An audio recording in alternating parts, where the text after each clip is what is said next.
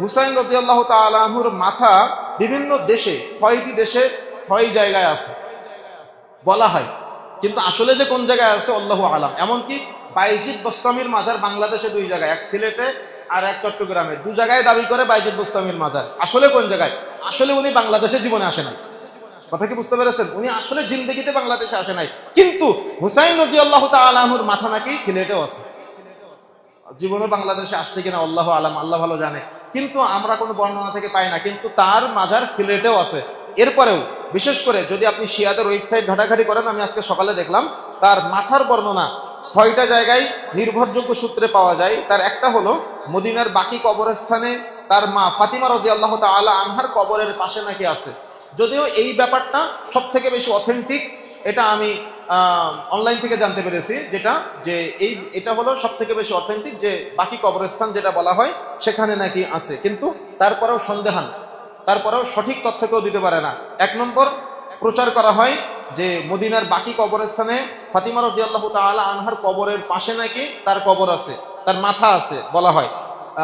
এজন্য যখন শিয়ারা বাকি কবরস্থানে যায় তখন তারা জুতা বাহিরে খুলে রেখে যায়, এবং জুতার নিচে আবু বকর, উমার, উসমান, এই নামগুলা, আয়েশা, এই নামগুলা জুতার নিচে লেখা থাকে। জুতার নিচে লিখে ওই জুতা পরে তারা ওই বাকি কবরস্থানে ঘুরে বেড়ায়। তাদের উদ্দেশ্য আবু বকরকে খাটো করা, তাদের উদ্দেশ্য ওমরকে খাটো করা, তাদের উদ্দেশ্য আলী, উসমান রাদিয়াল্লাহু তাআলা আনহুকে খাটো করা, তাদের উদ্দেশ্য আয়েশা রাদিয়াল্লাহু তাআলা আনহাকে খাটো করা, বা আবু বকর রাদিয়াল্লাহু তাআলা আনহুকে যারা খেলাফতের দায়িত্ব পালনের ব্যাপারে সহযোগিতা করেছিল, ওই সমস্ত জান্নাতের সুসংবাদপ্রাপ্ত সাহাবীদের খাটো করা তাদের উদ্দেশ্য। এই জন্য তারা ওই জুতার নিচে ওই তাদের সাহাবীদের নাম খচিত জুতা পায়ে দিয়ে ওই বাকি কবরস্থানে ঘুরে বেড়ায়। এই জন্য সৌদি সরকার কর্তৃক একদল টিম রেখেছে, যাদের সন্দেহ হয় তাদের জুতার নিচে চেক করে, যদি এমনটা পায় সরাসরি তাদের জেলখানায় দিয়ে দেয়।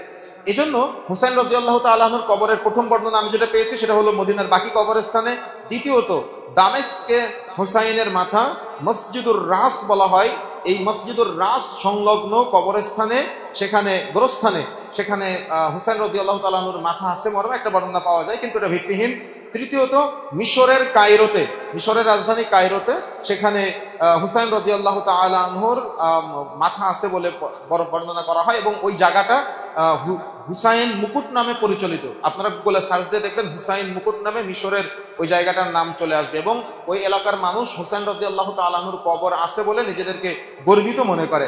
4 নম্বরে ইরানের মারভে, 5 নম্বরে ইরাকের নাজাফে, এবং 6 নম্বরে কারবালার প্রান্ত।